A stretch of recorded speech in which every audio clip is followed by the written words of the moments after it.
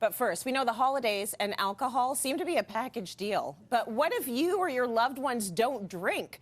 Our own fashion expert, Myles Sexton, has a sober story and is here to help us navigate this time of year. Let's welcome Myles in the kitchen. So you came in this morning and you were like, oh my gosh, I'm setting up in the kitchen today. Exactly. Usually I'm in the closet, exactly.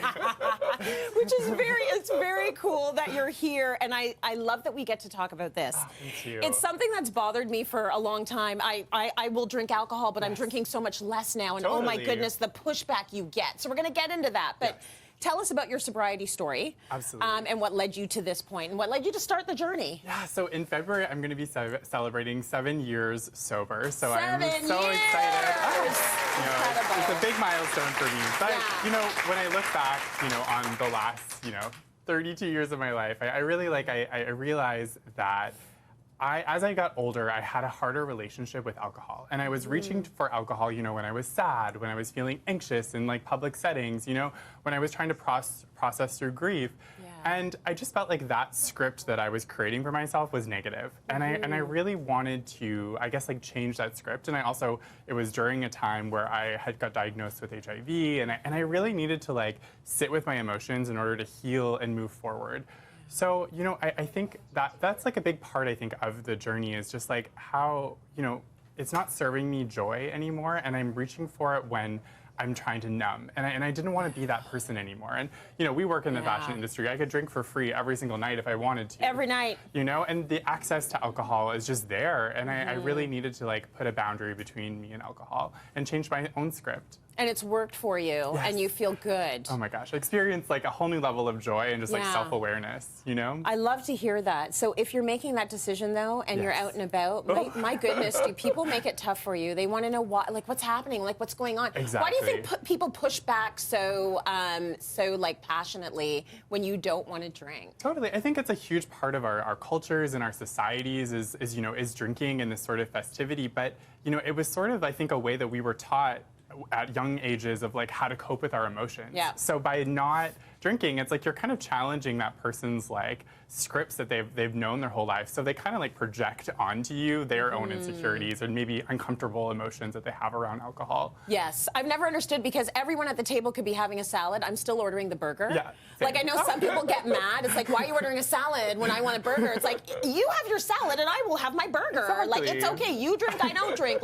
We can do that. So 100%. Just to give folks some tools for how to navigate, a friend of mine actually holds a Coke in a glass that looks like a rum and Coke. Totally. So that people stop asking, or you can say, I'm just not drinking Yeah, it's a good way to tonight. catfish or not draw attention to yourself. If you need to do that, do that. But you also have something that you say. I do. So, just to make sure that the person's listening, if we're going to have this conversation of why I'm not drinking, I'm usually well, I'm actually pregnant. and then, I get a look and they're thinking about that for a second. Why did I say anything? Exactly. Obviously not pregnant.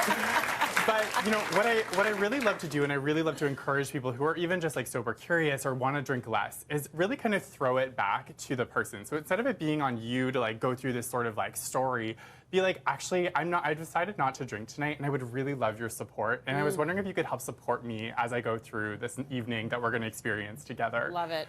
So, it kind of because, what person's going to be absolutely not, maybe you want to cut that person out of their life if they do that, so. It's disarming, and it brings people in. Exactly. Help me out tonight, totally. Could you? That's a beautiful thing. Agreed. So you've brought so many different, my goodness, the non-alcoholic market through the roof. So much better.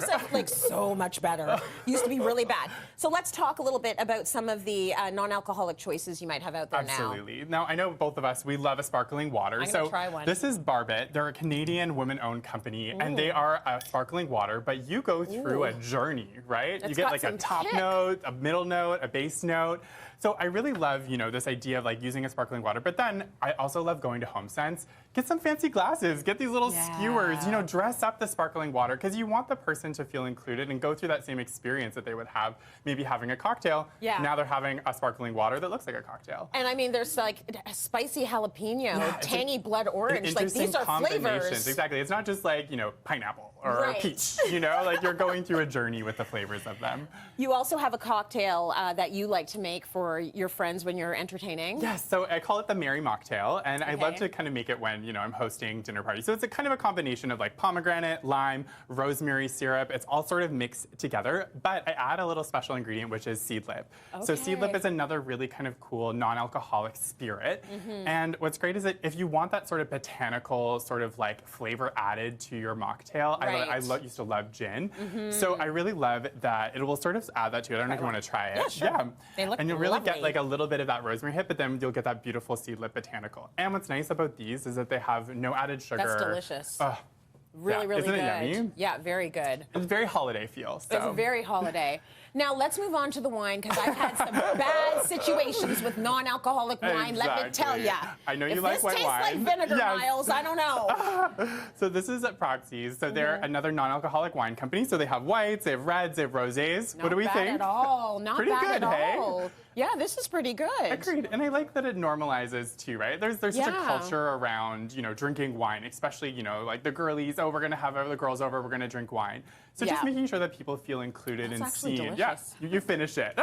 I'm going to take this with me. I don't feel guilty about You this. shouldn't. And the other thing we're seeing a ton of is non-alcoholic beer. And it's Exactly. everywhere. It is. You can get it at the grocery store. You Totally. can get it Super at accessible. the liquor store, which is great. But a lot of beer companies, I find, they have like one version of it. Yeah. So what I really like about this brand is called Partake, and every type of beer that you could possibly love, they have that version of it that's non-alcoholic. Nice. Which is so cool. So you can see, you've got the IPAs, and they have like Yeah. a darker beer. So many options now.